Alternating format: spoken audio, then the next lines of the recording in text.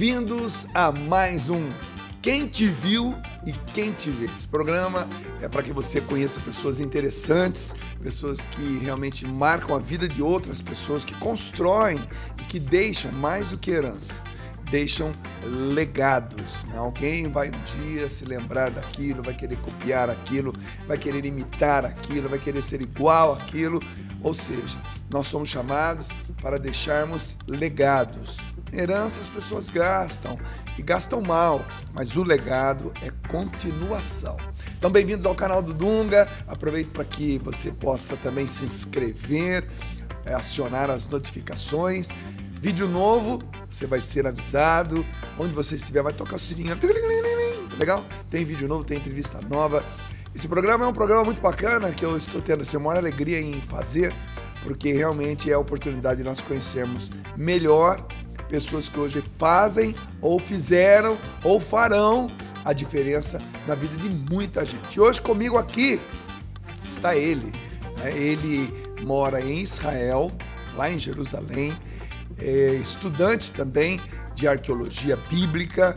Ele está estudando inglês, ele já morou nas Filipinas, já morou em Portugal, já morou na Inglaterra, é cearense, é padre e vai contar a história dele para nós. Eu estou falando do nosso querido Padre Bessa. Bem-vindo, Padre Bessa. Opa, bem-vindo. Sou padre, não sou palhaço, mas vou começar com uma palhaçada. Ah, é? É porque eu já fui palhaço catador de lixo, catador de reciclado, né? Por que eu estou falando isso? Porque quando eu nasci em Fortaleza, Ceará, eu sou um pouco cearense, que nasci em Fortaleza, com 13, 14 anos fui morar em Mossoró, me tornei também em Potiguar, e depois me tornei padre em Montes Claros, na Arquidiocese de Montes Claros, e aí quando fui para Minas, então eu sou um pouquinho mineiro, um pouquinho cearense, um pouquinho potiguar e um pouquinho do mundo, né? 3 estados. E hoje mora em Israel. E hoje você esqueceu de dizer que eu também morei na Itália. É verdade. Meu bisavô era italiano, eu já estudei na Itália Filipinas, também. Israel, Portugal, Inglaterra, Itália, rodou. Palestina e Israel. Nossa. E Brasil. Nós vamos conhecer um pouco da história do padre e a gente quer começar lá de quando o senhor era recém-nascido. Vamos falar um pouquinho dessa primeira infância, né? Como é que era a realidade da família? Pois é, por isso que eu queria... Fortalecência, assim que fala. Por isso que eu queria começar com a palhaçada, porque a coisa que mais me marcou na minha infância é que nós morávamos em Fortaleza, num bairro chamado Parque Araxá, e pertinho tinha um campo de futebol. E aquele campo de futebol tinha alguns períodos que eles transformavam em circo, porque era lugar... Montava o circo lá, tinha um circo, tomara que não chova, que não tinha cobertura, né? E sempre o palhaço dizia que é porque tocou fogo na parte de cima e tal, mas na verdade nunca teve a parte de cima, que era muito caro. E aí eu sempre gostei muito de jogar futebol, e sempre joguei muito futebol, né? Perna esquerda, rapidinho e tal. Só que a gente trocava o futebol para ficar olhando para o circo montado e tal. E sempre quando o circo ia embora, eu tinha um desejo de ir embora com o circo, né? Cheguei até a conversar com um palhaço, né? Disse, como é que eu faço? Eu tinha 8, 9, 10 anos de idade. Como é que eu faço para ir embora? Eu queria ir pelo mundo junto com você. Como é que eu faço? E o palhaço disse, olha, é melhor tu estudar, viu? Tem mais futuro do que ser palhaço, né? E pelo circo. Mais tarde, eu descobri que Deus tinha algo no meu coração. Já era a missão ali. Já era a missão de ir pelo mundo, né? Não levar palhaçada, mas levar a alegria que vem do Senhor, né? E com seriedade, claro. E depois, quando eu já estava em Uberlândia, já como religioso da Congregação dos Padres Cavanes, eu comecei um trabalho de catar lixo na rua. Não era lixo, era reciclado nas casas, vestido com uma roupa de palhaço. Era João, o palhaço cidadão. E aí as pessoas juntavam material que jogava fora, né? E eu trocava material escolar, e aquele material escolar eu fiz um projeto e eu ensinava, a igreja era transformada em sala de aula. Então eu ensinava para as crianças pobres, educação, quem me ajudava eram os mais velhos, né? Os jovens, mas... O senhor vestido de palhaço? Não, eu vesti de palhaço para catar, para poder chamar a atenção, porque quando saía de palhaço, as pessoas começavam a juntar o palhaço do lixo. E as pessoas sabiam que o senhor era padre vestido de palhaço? Não, eu não era palhaço, eu não era padre ainda, eu era religioso da Congregação dos Padres Cavanes, eu estava na filosofia, né? E eu tinha, os cavanes usam a batina, eu usava uma batina, eu tirava a batina, trocava a batina pela roupa de palhaço e fazia aquele trabalho ali para chamar a atenção. E daí, todo o fruto daquele trabalho acontecia, aí eu já vestido de batina, né? Eu me transformava num professor, na verdade, né? De palhaço a professor.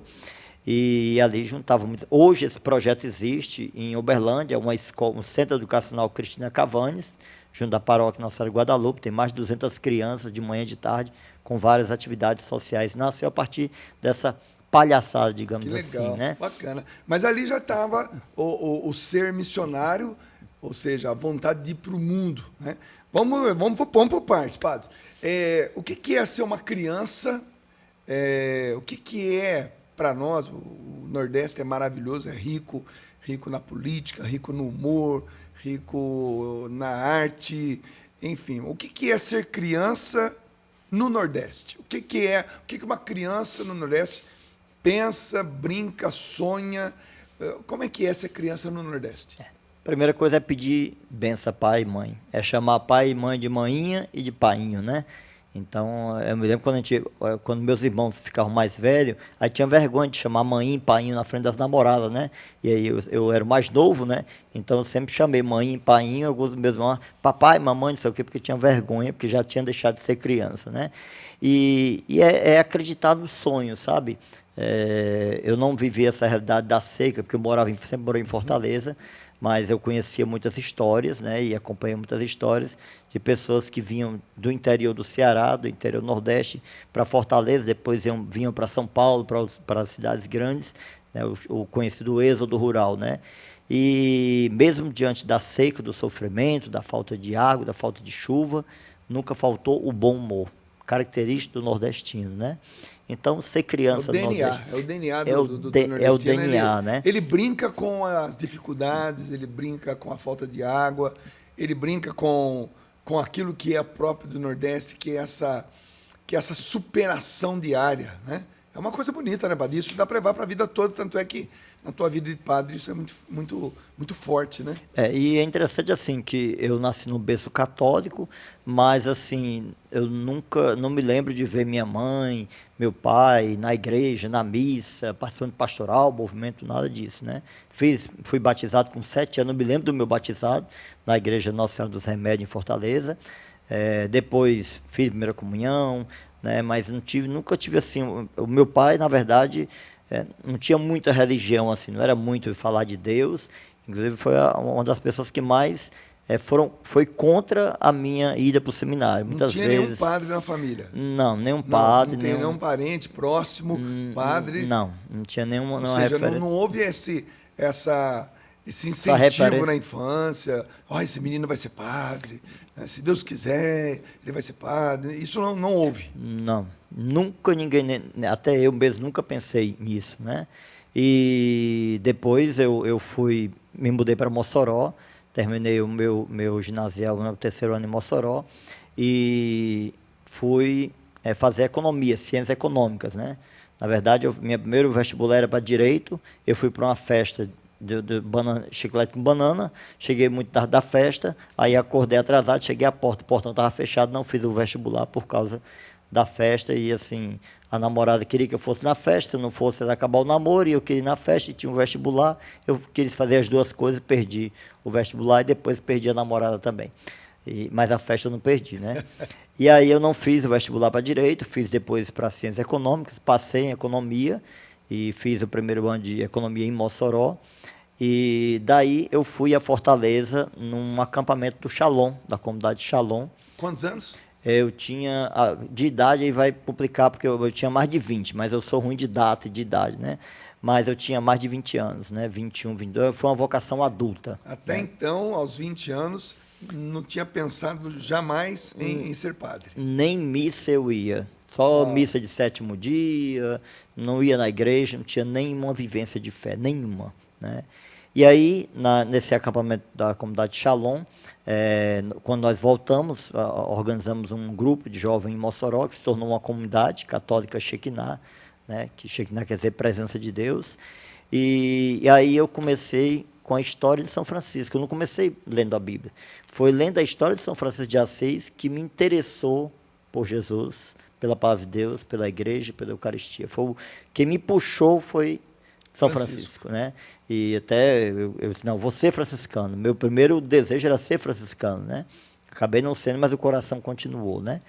E daí depois, quando eu voltei para Mossoró, minha avó morreu naquele ano, também não me pergunte a data, né? Eu sou ruim de data, e eu troquei o carnaval por um retiro com o curso de cristandade no Santuário de Lima, lá na Nossa Senhora dos Impossíveis. E quando eu desci daquele santuário, já desci com a certeza que Deus queria algo a mais na minha vida. Ou seja, a vocação tardia, sendo que na adolescência ninguém incentivou, não pensou, e um retiro com a comunidade Shalom e um retiro de carnaval e também alguns fatos familiares, como a morte da avó. Ou seja, isso aí deu start. Né? E um livro, né, sobre São Francisco. Isso despertou alguma coisa que estava lá naquela criança que perguntou para o palhaço, como é que eu faço para entrar no circo, para rodar o mundo? A gente vai chegar aí ainda, porque o Padre Bessa já rodou o mundo. Inclusive hoje, ele está passando um tempo aqui no Brasil, mas atualmente ele mora em Jerusalém, está prestes a se mudar também, não sei se ele vai contar aqui para nós ou não, mas o ser missionário, o ser esse viajante do mundo levando a palavra de Deus. Mas vamos chegar lá ainda.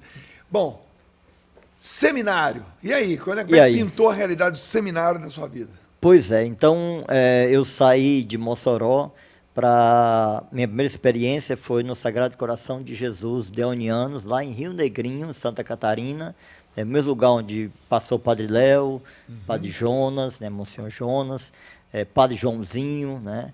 E ali eu fiz uma experiência num postulantado, experiência muito boa. E foi ali que certa vez eu joguei futebol lá, um time de fora estava lá, e depois o senhor era bom de bola mesmo.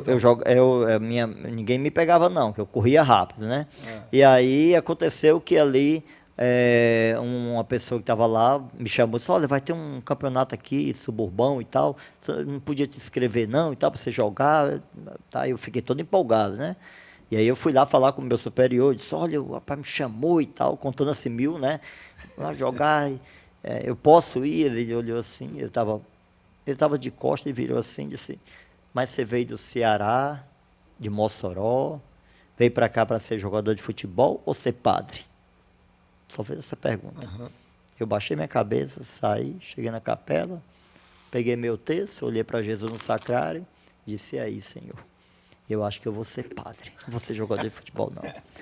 Aí depois eu vou contar por que o futebol entrou na minha evangelização quando eu cheguei nas Filipinas, né? Porque fazia parte, né, da minha história, do meu sonho, né? E daí depois eu saí de Santa Catarina, fui para o Paraná, e conheci os padres Cavanes em Curitiba, o ideal de evangelizar a juventude, as crianças através da educação, me encantou muito. Aliás, é uma história bonita, né? Da família Cavani, dos dois irmãos Cavani. Conta um pouquinho, porque às vezes a gente fala assim, os padres Cavani, mas a gente não sabe o que são os Cavanes. Conta para nós. 1802, em Veneza, quem aqui poderia estudar? Quem tinha condições financeiras, muito dinheiro. Então, Antônio e Marcos, dois irmãos, família Cavanes, uma família nobre, conhecida, importante, pegaram o casarão e transformaram numa escola de caridade. E ali nasceu a congregação das escolas de caridade, os padres Cavanes, e esses dois irmãos se tornaram padres, né, estão em processo de canonização, e como o ideal dos salesianos, de Dom Bosco, né, de educar mente e coração para Cristo, né? E aquilo ali me impulsionou muito. E aí eu resolvi entrar na congregação dos Padres Cavanes, fiz a experiência primeiro em Uberlândia, fiz o noviciado em Ponta Grossa, no Paraná. Depois dos votos, fiz os primeiros votos, voltei para Uberlândia. E aí, quando eu estava lá no noviciado, o superior geral estava no Brasil, eu disse para ele que tinha o sonho missionário, né? E que meu sonho missionário era a África. Eu queria ir para a África, queria ser missionário na África.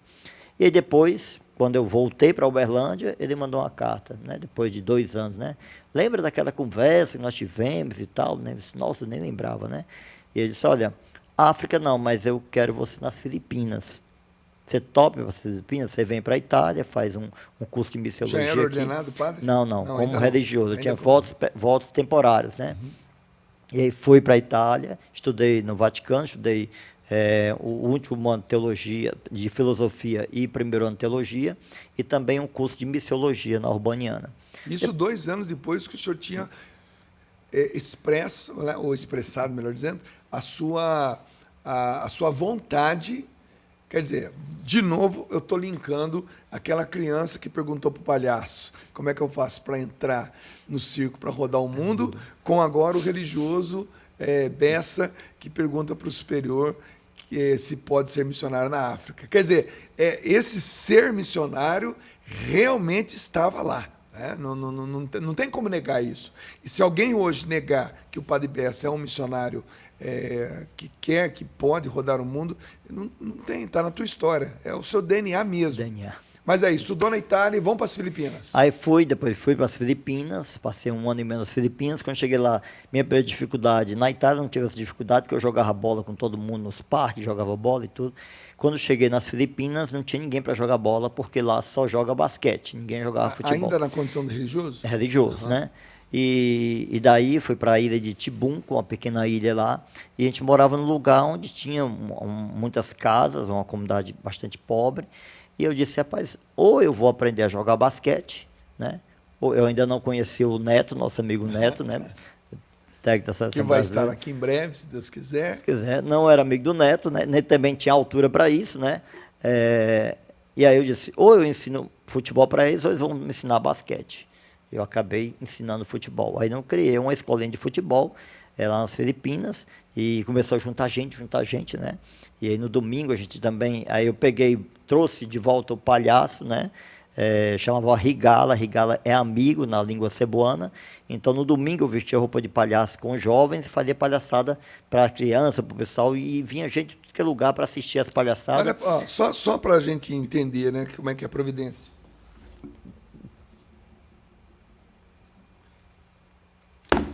Tá aqui, para recordar o seu tempo de palhaço aqui, ó. E daí eu pegava aquelas histórias dos trapalhões, aquelas palhaçadas dos trapalhões, eu pegava, lembrava e fazia o teatro com os jovens da comunidade lá, os jovens da paróquia lá perto. E aí vinha gente, todo mundo para conhecer o palhaço Rigala e tal, e ali era interessante que tinha crianças católicas e tinha crianças muçulmanas também que iam para ali.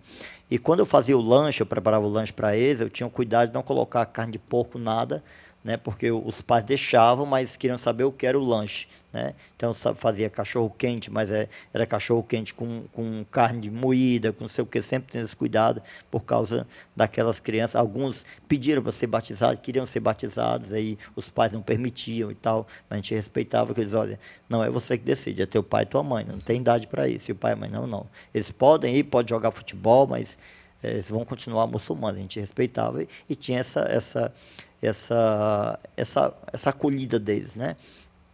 E aí depois as meninas reclamaram, porque a gente quer aprender a jogar vôlei, eu tive que fazer uma escolinha de vôlei sem saber nem as regras, sem dar nada. manchete. Eu tive que procurar livro, não achava e tal, não sei o quê. Fui na internet na época não era tão, né?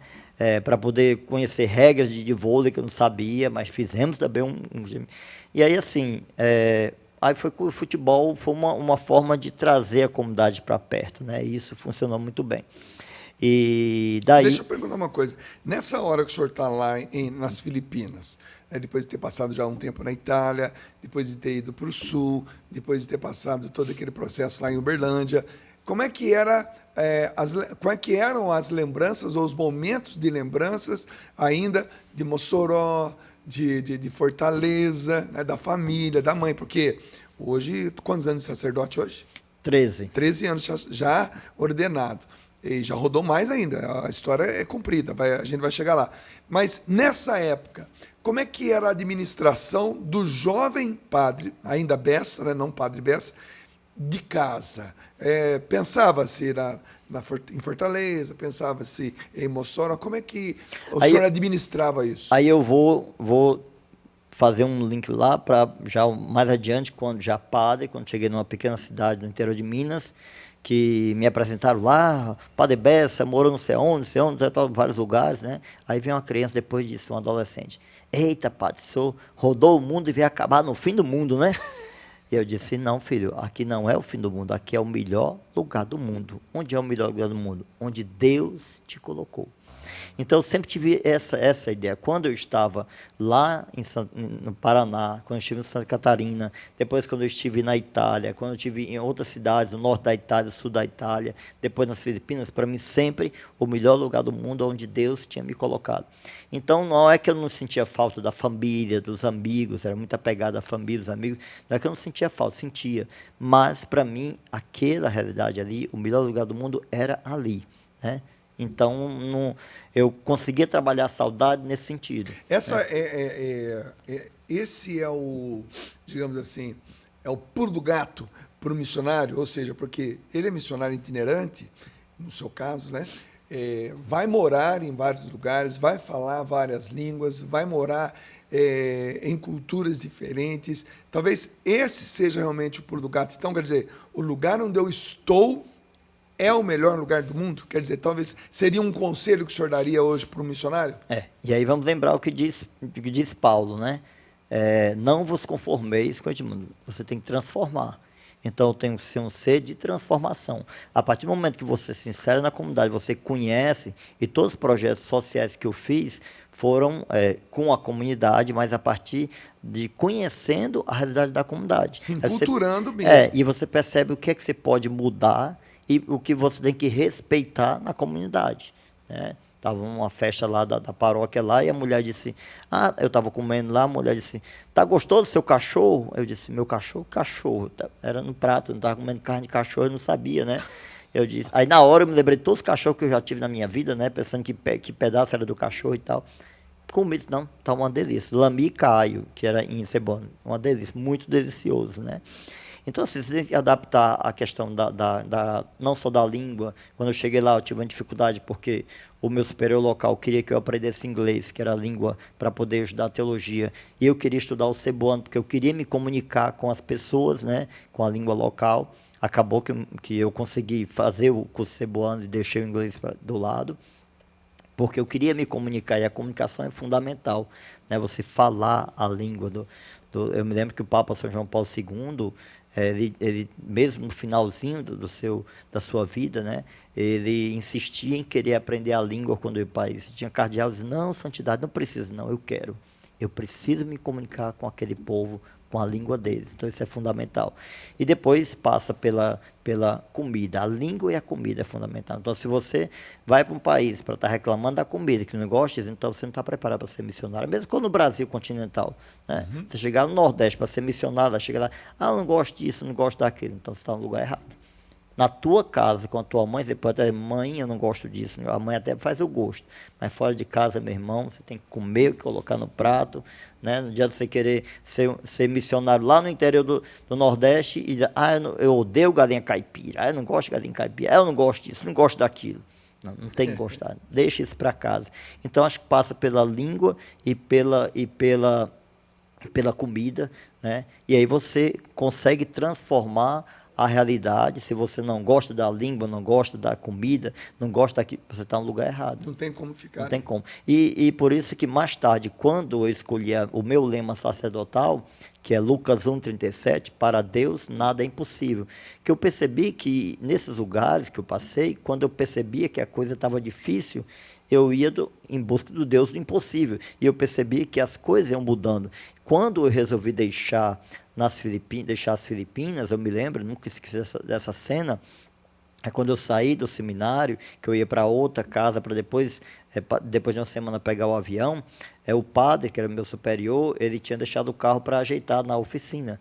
E aí eu não tinha um carro para me deixar com minhas bagagens, né? Eu nunca fui de ter muita coisa, mas eu tinha ali 3, 4 malas de livro, não sei o quê. E quando eu saí a pé, arrastando aquelas coisas, começaram a sair todas as pessoas da casa, de cada casa, eram os barraquinhos, iam saindo e eles levando junto comigo até chegar lá embaixo, onde pegava o ônibus. Quando chegou lá, no ônibus, só podia levar uma bagagem. E eu não conseguia levar. Aí eles foram junto comigo para poder levar a bagagem, né? E aquilo ali foi uma Que demonstração. cena bonita, né? E ali para mim, porque quando eu saí dali, eu disse, eu vou voltar para o Brasil, vou voltar para a minha vida, vou deixar essa história de ser padre. Eu estava decidida a voltar para tudo. Quando eles começaram a sair dali, era a confirmação de que Deus, não, você não vai deixar, é missão, você vai, né? E depois, quando eu cheguei em Tagum, que era a cidade do lado, quando foi 2 dias depois, foram jovens, crianças, foram todos para lá, para me buscar. A gente veio para cá, a gente só vai voltar se você voltar com a gente. Eu disse, não, você não pode fazer isso. Eu tenho que voltar para o Brasil, né? Então, assim, tudo isso foram sinais de Deus de que realmente eu estava na vocação correta. Das Filipinas, para onde foi agora? Eu voltei para o Brasil, eu deixei a congregação, fiz uma carta dizendo que eu ia fazer voto perpétuo. Aquele ano eu pedi, depois de 8 anos maravilhosos na congregação dos Padres Cavanes, eu fiz uma carta pedindo dispensa dos votos e que eu ia voltar para o Brasil para entrar na diocese, né? No caso, na diocese ou de Mossoró ou de Fortaleza, porque minha mãe morava em Mossoró e eu nasci em Fortaleza e tinha essas duas possibilidades. Mas, infelizmente, na época, eu não consegui nem uma nem outra, né? Regras que a ex-seminarista não recebe ex-seminarista e tal. Né? Em Fortaleza, eu nem consegui nem falar com o bispo. E isso porque, às vezes, uma congregação não quer pegar um seminarista já formado com outra espiritualidade, outra formação, no caso, de outro segmento. No caso aí seria de uma congregação religiosa para a diocese, né? Então você vem com uma mentalidade de congregação e tal, não sei o quê. E também o que eu queria, né, era que o bispo, ou quem fosse me acolher, procurasse saber da congregação por que ele saiu. Teve algum problema e tal, não sei o quê. Aí depois me dissesse sim ou não. Eu não tive essa oportunidade. Eu digo a você, foram mais de 12 que eu passei. Ia numa diocese ou tentando e não conseguia. Até chegar na diocese que o aceitou. Até chegar uma senhora de uma pastoral lá em Uberlândia, falou para o Dom José Alberto, que era bispo de Uberlândia, que eu morei em Uberlândia, né? Disse, olha, o irmão Bessa saiu da congregação. Eu disse, não, eu soube, e ele está com dificuldade, porque não consegue entrar em nenhuma diocese. Aí ele disse, olha, fala com ele para mandar um e-mail para mim, porque quem tem que pedir é ele, não é você, né? Falou assim, brincando, ele sempre foi muito bem humorado, né?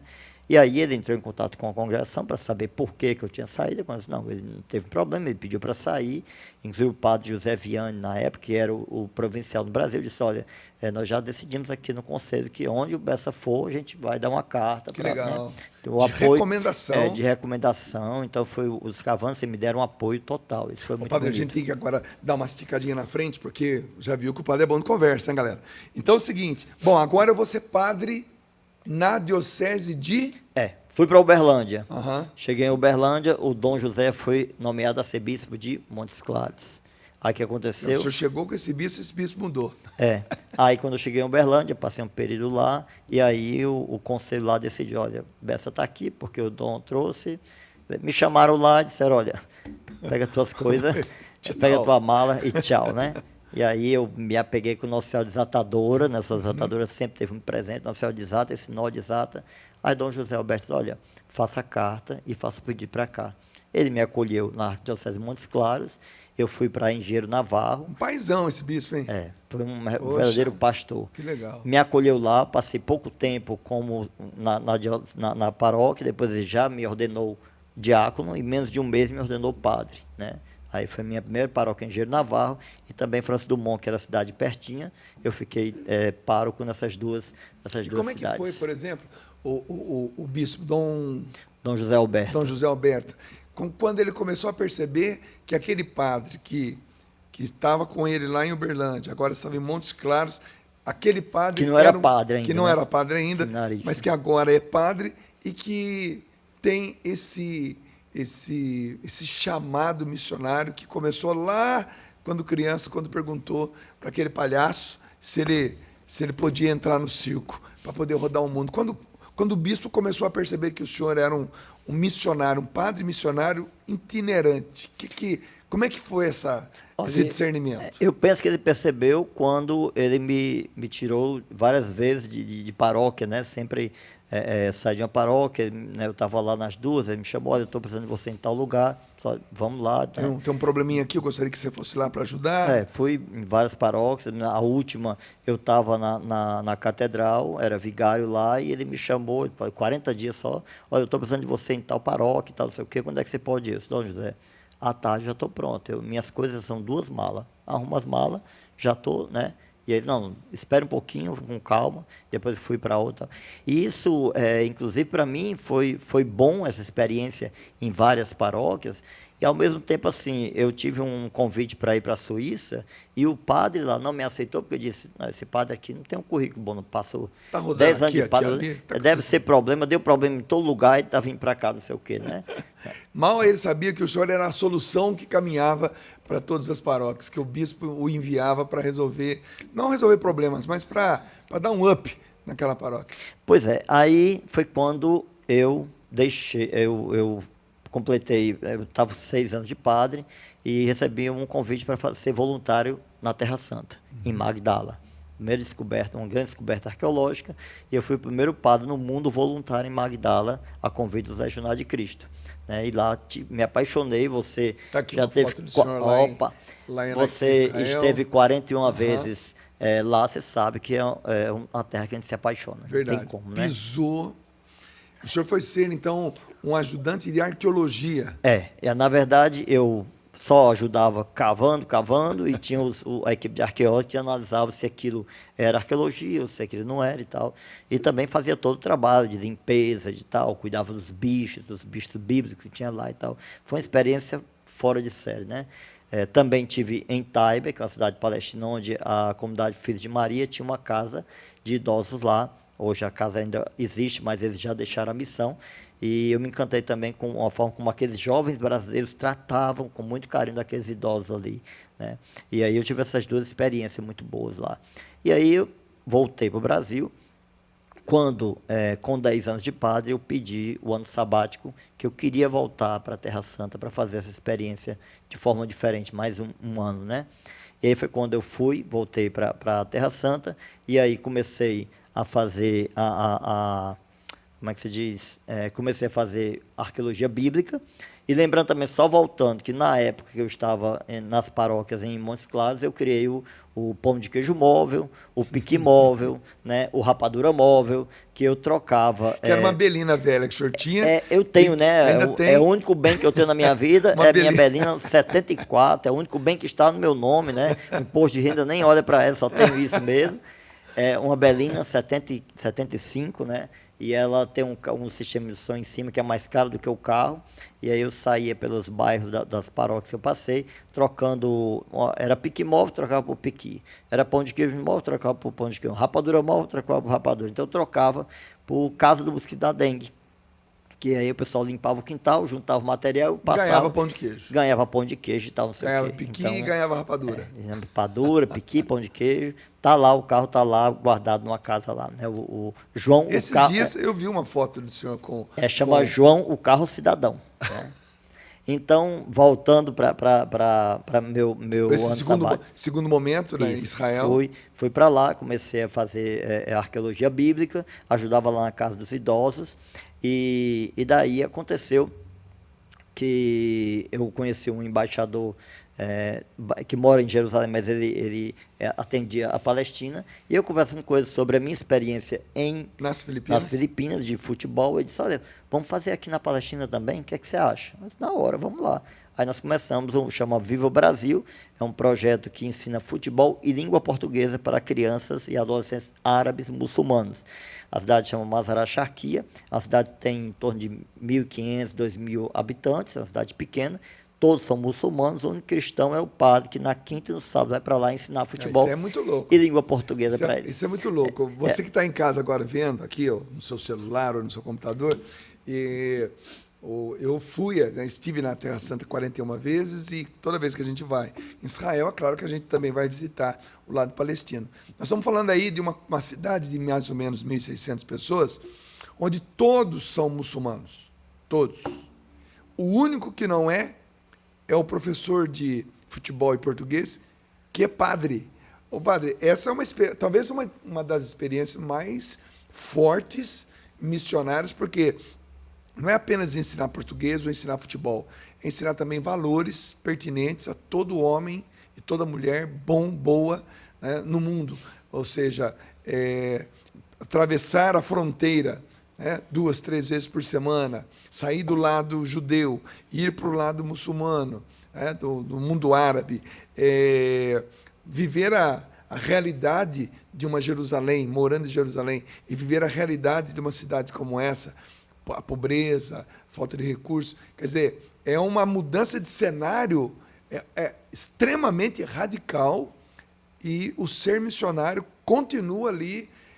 Fala para nós dessa experiência maravilhosa. Eu estudo o judaísmo, a cultura judaica, a tradição judaica, e estudo o islamismo, o Alcorão, e eu começo a pegar valores que estão, né, para o judeu cristão é diferente. Nós somos, como dizia São João Paulo II, nós somos filhos, são os nossos irmãos maiores judeus, né?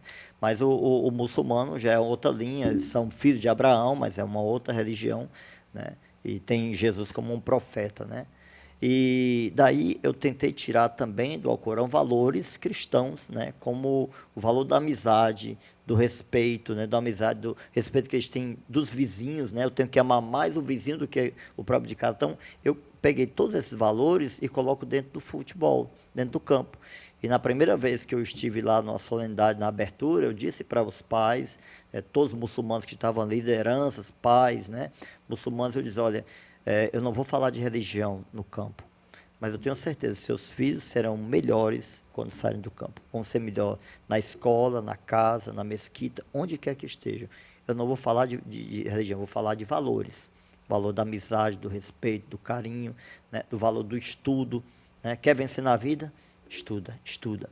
Então, assim, nós começamos a dar o projeto com uma oração em direção à mesquita. Eles fazem a oração, eu faço a minha oração olhando para o céu, e eles viram para a mesquita e fazem a oração deles, né?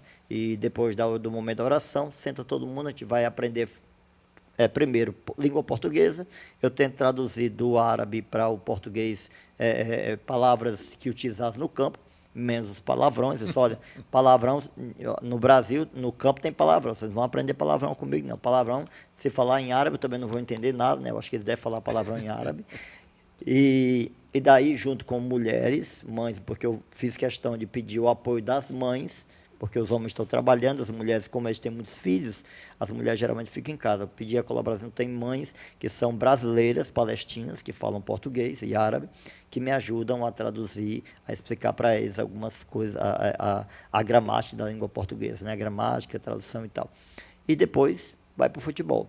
Nós começamos com palestinos que tinham parentes do Brasil, depois não deu para parar, porque toda hora, a Buna é padre em árabe, a Buna, pede para entrar, entra, e aí o projeto foi crescendo, e se Deus quiser, ano que vem a gente vai retomar esse projeto.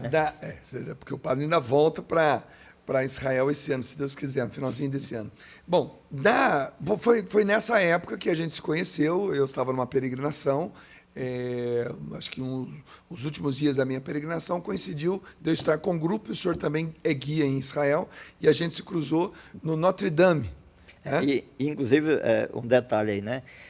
Quando eu fui para pelo ano sabático, eu tinha falado para o bispo que eu ia me sustentar. Então, todo mês eu estava na paróquia, recebia 2 salários, um salário eu guardava, outro eu guardava. E eu guardei minhas economias para fazer essa experiência. Quando eu cheguei lá, meu irmão morreu no Brasil, tive que vir urgente para o Brasil. Gastou tudo, tinha Eu gastei muito na viagem, e o curso também era pago, e depois eu tive que me mudar para Jerusalém, tinha que pagar mensalidade no quartinho que eu moro e tal, não sei o quê. E aí a dificuldade financeira começou a apertar. Foi quando o Frei Valdir, que é guia, né, um franciscano, ele disse, olha, vamos fazer comigo o treinamento, aí você se torna guia, você não pode receber salário de guia, mas os peregrinos fazem doações, a própria agência te dá uma doação, te dá uma ajuda. Foi quando eu fiz o treinamento para ser guia de peregrinos. Como eu já estudava a arqueologia dos lugares, para mim foi bom, né? Já estudava o judaísmo, o islamismo, e tentando estudar mais a história do cristianismo. Mas a formação de padre. Mas a formação de padre foi, né? E aí eu comecei a ser guia de peregrinos também, com a carteirinha verde lá. Que foi quando nós nos conhecemos. E aí começamos uma live diária, e principalmente no tempo da pandemia, e continua até hoje. Bom, desse período, o senhor foi para a Inglaterra. Olha só, a gente tem que fazer essa caminhada porque o padre rodou, gente. Desse período, depois a gente pode voltar nele também, mas o senhor foi parar na Inglaterra para substituir alguns padres que precisavam voltar para o Brasil. Como é que foi esse período da Inglaterra? Pois é. Ó, você cansou um pouquinho, toma um pouquinho d'água aí, já que eu não posso, ninguém me deu água aqui, né? Mas você está em casa, toma sua aguinha aí. Rafael, olha a água, Rafael. Faça cumprir, Rafael, o evangelho. Estive com sede e me deste de beber, né? Quando foi, Senhor? Quando alguém te pediu água, né? Então... Pode entrar na cena, viu, Rafael? Se quiser aqui, não tem problema, não. Então, aí eu precisava melhorar o meu inglês. E nada como uma experiência na Inglaterra. Falando com uma amiga minha, que também é amiga tua, Olivia, que mora em Oxford. Olivia, olha, padre, o senhor podia vir para cá, que precisa e tal, não sei o quê. O senhor pode fazer um curso de inglês aqui e tal. Aí, num momento não deu certo, depois ela lembrou do padre Patrick, que é da comunidade, né, da Providência Divina, que que assumiu a capelania lá em Londres. Que é meu amigo também. Teu amigo também. Que você... Nesse momento, Rafael está entrando aqui na cena, trazendo bem, água. Rafael. Muito obrigado, Rafael. Obrigado, Rafael. Rafael vai Deus se casar abençoe. daqui a 15 dias. Deixa eu abençoar a água, a gente tomar água ainda, né? Pode tomar. Ô, padre, por que o senhor abençoa a água? O coroinha perguntou que fui beber água. Meu filho, eu tenho que gastar as bênçãos, né? Ora, mas eu vou deixar de tomar água normal, tomar água benta, eu tomo água benta na minha casa, eu abençoo o garrafão, o filtro, já para a água ficar benta. Né? Abençoei na tua casa já também, viu? Oh, maravilha. Aí estava o padre Patrick e o padre José e a irmã Beth lá na capelania. O padre Patrick queria vir para o Brasil, ficar com a família durante 2 meses de férias e precisava de alguém para estar junto com o padre José. E aí eu fui para lá, consegui ir para lá, ficar lá com o padre Patrick e a irmã Beth, aliás, com o padre José e a irmã Beth. Fiquei no mesmo lugar onde você ficou hospedado, lá na parte de baixo. No lá, sótão. No sótão lá. No porão, aliás, né? No porão, lá embaixo. No porão, virou para mim aquele um paraíso, aquela história, né? O melhor lugar do mundo é aqui agora, né? E fiquei ali. Muito próximo também de um bairro muçulmano. Muito próximo. É? Aliás, dentro do bairro muçulmano. Praticamente dentro. Dentro, não é praticamente, é dentro de um bairro muçulmano ali em Londres. E aí eu fiquei lá, era para ficar só 2 meses, aí a agência mandava, cancelado o voo. Foi cancelando, até que eu fiquei 6 meses. 6 meses. Né, que era para ficar. Fui a Manchester, conheci uma comunidade brasileira lá também, uma capelania de língua portuguesa que atende brasileiros. Lembrando que a capelania de Londres atende brasileiros, portugueses e africanos de língua portuguesa. Quem é de língua portuguesa participa da capelania lá em Londres e em Manchester também, toda a região ali do norte da Inglaterra. E eu tive essa experiência também lá, né? E depois voltei para o Brasil. Aí, para voltar ao Brasil, vou cancelar de novo. Fui para Portugal, passei um mês, também foi cancelado 2 vezes. Eu fiquei lá em Portugal também. Experiência lá em voltar para Fátima sempre, né? É uma experiência indescritível. E sempre nessas andanças, padre, é interessante que o senhor se envolve muito com as comunidades, né? Seja qual for o motivo, né, de ter ido para Filipinas, para Israel, para a Inglaterra, para Portugal, voltando para o Brasil e prestes a voltar para a Inglaterra, para a Israel, quer dizer, o seu envolvimento com a comunidade ele é muito grande, apesar de o senhor ser um padre missionário itinerante mesmo, de estrada, né? A gente chamaria, popularmente falando no mundo não religioso, mas da indústria, por exemplo, o peão de trecho, né? Aquele que roda o trecho mesmo. Mas o senhor se envolve muito... É como o padre Favieira que diz, padre Bessa, onde está com as rodinhas nos pés, onde é que o senhor está, não sei o quê, né? E o senhor se envolve muito com as pessoas, com a paróquia, com a família. É a experiência que eu tenho tido com o senhor, inclusive nesse período que a gente está fazendo essa entrevista, o padre Bessa está hospedado na minha casa, né? E os meus amigos se envolvem muito, porque o senhor se envolve com eles. Quer dizer, também tem essa característica. O senhor não é apenas um padre que gosta ou que tem esse chamado de estar em vários lugares, mas também tem esse acolhimento do sacerdote, né? De atender o jovem, de atender o adulto, a criança, o adolescente. E entrar na casa. Para Exato. mim é fundamental. Por isso, para mim, o café tem uma importância fundamental na evangelização, né? Por isso que eu gosto tanto do café, bolinho de teologia, que para mim aquilo ali é o máximo, né? Eu gosto muito de café e quando eu for no médico, o médico diz, olha, vai ser proibido tomar café, eu mudo de médico, mas eu continuo tomando café. Então, minha tática sempre foi essa, eu sempre acolhi na porta da igreja os fiéis e quando, pai, tudo bem, isso aqui, não, tá tudo bem, só tá faltando tomar um café na tua casa. Pô, vamos lá, não sei o quê, eu já marco uma pessoa, no dia eu já estou na casa tomando café. Então, quando você vai lá tomar café, é um pretexto para conhecer a família. Então, por exemplo, em Londres estava lockdown, não podia, mas quando houve a reabertura, eu fui em várias casas. Olha lá, em casa, hein? Coisa boa. Exatamente. Nós três. Fui em várias casas tomar café. E quando você entra para tomar o café é só um pretexto. Você está ali, você conhece a família, você entra na família. Porque lembrando que o padre no caso, o padre casa com a comunidade, o padre casa com as famílias. Quando eu entro na tua casa, a tua família se torna a minha família, né? Então, eu sempre gostei muito dessa estratégia de entrar na casa, na família. Eu também queria destacar que, quando você fala em comunidade, também as comunidades de vida foram importantes para mim. A comunidade de Filhos de Maria, você me apoiaram, a comunidade de Obra de Maria, lá quando eu ia, né, lá para Jerusalém, o Júnior, consagrado, ia dormir no sofá para me dar a cama para me dormir, que eu achava aquilo o máximo, né? E a convivência dele com o Padre Carlos sempre foi muito enriquecedora para mim, o Gilberto também. Depois, o pessoal da Canção Nova também sempre me acolheram com muito carinho, em Nazaré, em Jerusalém, né? E a comunidade também lá do Padre Patrick, né, também sempre me acolheu. Então, sempre tive esse envolvimento muito grande com as comunidades, a comunidade de Shalom também, que sempre me acolheu. Isso eu acho muito importante, né? Do padre ter essa abertura e essa entrada nessas comunidades, né? E, recentemente, o Instituto Reses, que estive várias vezes lá também, e eu achei importante a gente destacar isso. A gente não é sozinho, né? Vamos caminhar. A gente é missionário junto, verdade, né? Verdade. O padre, é o seguinte, bom, agora daqui para frente o padre está fazendo o discernimento, né, entre Jerusalém, entre Inglaterra, mas são planos para frente que a gente vai contar em outra oportunidade, mas o bacana é ver essas portas sendo abertas por causa de um coração missionário. E eu volto ainda nesse sapatinho de palhaço aqui, porque quando ele entrou no circo e perguntou para o palhaço, como é que eu faço para entrar no circo porque eu quero rodar o mundo? Então, aquela criança de 9 anos de idade, ela já estava ali deixando bem claro qual seria o seu ser missionário. Isso é bacana demais. E eu troquei o instrumento, né? O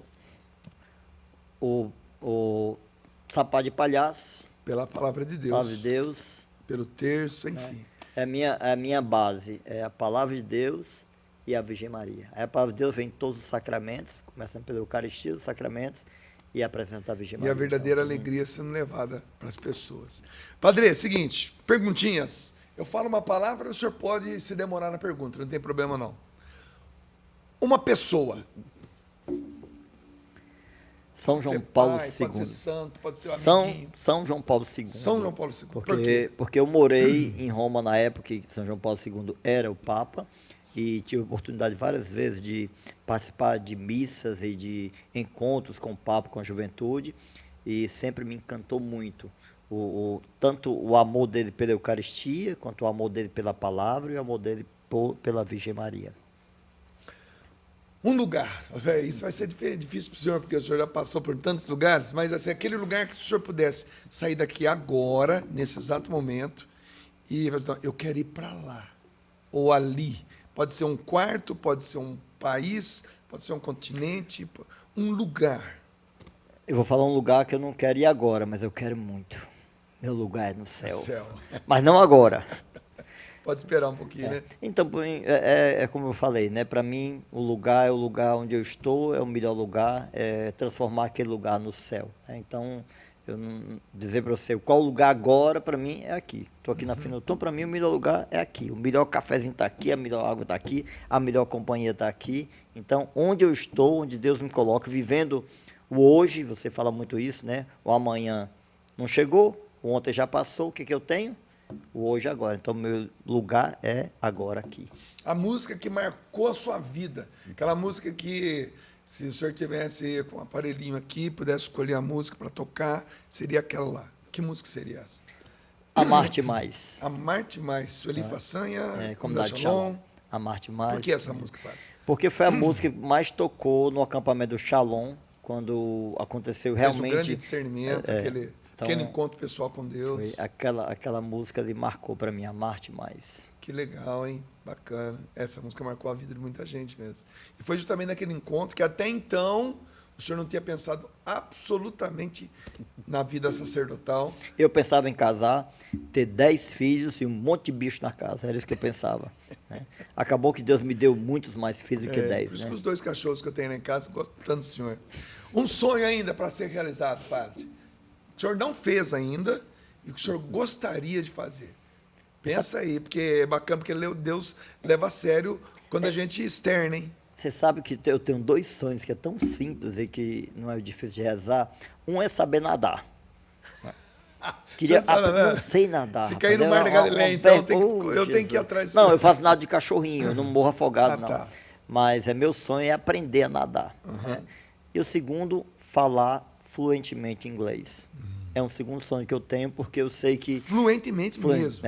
O que eu falo, o inglês que eu falo hoje, dá para não passar fome, mas eu não falo inglês fluente. Então, é meu sonho, porque eu sei que com o inglês eu posso falar com o mundo, porque todos os lugares que eu passei, né, quando tinha dificuldade com a língua, o inglês te salva, porque hoje, fosse no tempo de Jesus, eu queria falar o grego, que na época, né? Era o inglês da época. Era o inglês da época. Depois queria falar o francês, que em determinado momento o francês foi a língua da época, né? E depois o italiano e tal. Mas hoje eu queria, são 2 sonhos simples e que não é difícil aprender a nadar e aprender a falar fluentemente inglês. Tá aí, nem morro afogado, nem morro de fome no mundo. Qualquer lugar. Poxa vida, que legal. Uma conquista que o senhor já teve. Essa eu considero ao longo... Quantos anos o senhor tem? 51. 51.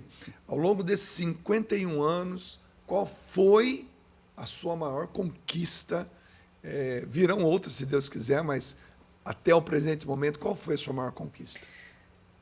Teve uma vez que um padre estava saindo do Santo Sepulcro, né? Você já foi 41 vezes lá, e na hora que ele estava saindo, aí eu cheguei, eu estava com um grupo lá, o grupo ia entrar, aí eu peguei e disse, padre, deixa eu beijar. Você tocou no santo? Toquei.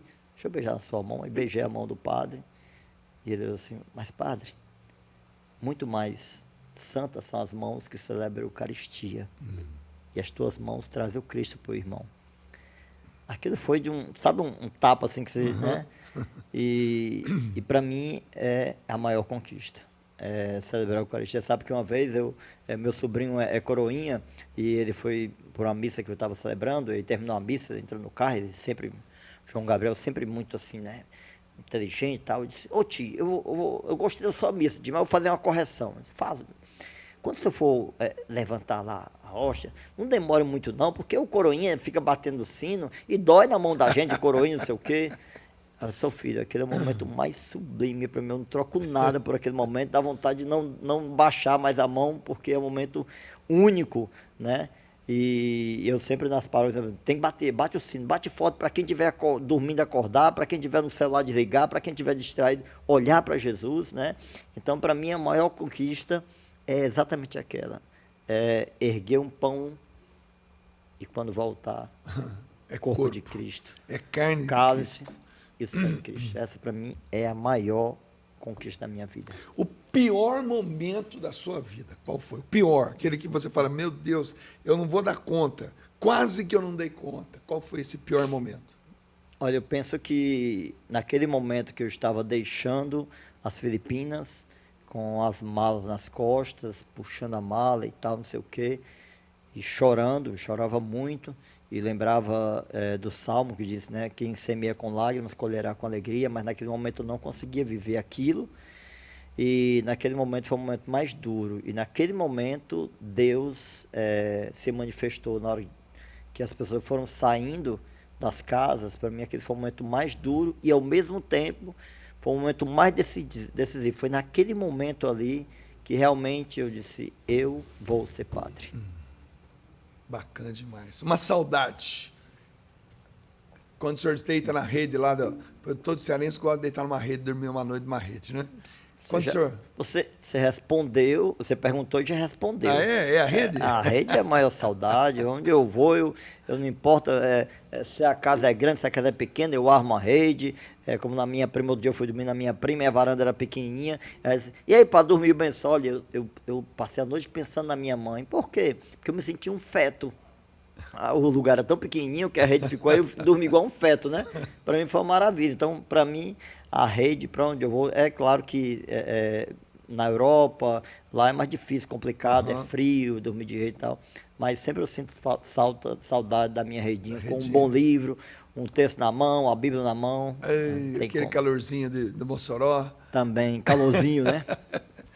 Ô, gente, seguinte, ó, em maio de 2022, eu e o Padre Bessa vamos estamos organizando um grupo de peregrinação, que também é um aprofundamento bíblico na Terra Santa. Então, se você quiser participar desse momento, que vai ser fantástico, vai ser maravilhoso, então anota o telefone aí, 12 99721 2223, vou repetir, 12 99721 2223, você vai ter a oportunidade de passar 12 dias comigo e com o Padre Bessa, tá bom? Nós vamos levar você na Terra Santa, serão 10 dias inteiros ali para a gente aprender. E teremos também um guia local que vai nos ajudar, exato. Árabe católico. Exatamente, que é o nosso querido amigo Rami. Cara, fantástico. Ele é um árabe católico, né, formado em guia lá, vai ser maravilhoso. Casou no ano passado na pandemia, coitado, que imaginou uma grande festa, fez a festa, mas casou, né? Vai ser lindo. Ô, Padre, é o seguinte, estamos chegando no finalzinho, eu gostaria que o senhor olhasse para essa câmera aqui, agora o senhor vai falar com quem está na frente do computador, está na frente do celular e está pensando, de repente, na vocação, em querer ser padre, de repente não pensava em nada disso e passou a pensar agora, a partir da sua partilha. O que o senhor diria para essa galera que está te vendo agora? Pode olhar para essa câmera aqui e falar. Nessa aqui, ó. Nessa aqui? Nessa aqui? Nessa. Na frente. Então vamos lá, pode ir. Vou pedir primeiro para pegar uma caneta e um papel. Caneta e papel na mão, dá um tempinho, pegou. Escreva aí. Lucas 1:37. Um dos momentos mais importantes da história da humanidade, quando aquele anjo anunciava aquela virgem e ela disse, mas como vai acontecer isso? E o anjo respondeu para ela, Lucas 1:37, para Deus nada é impossível.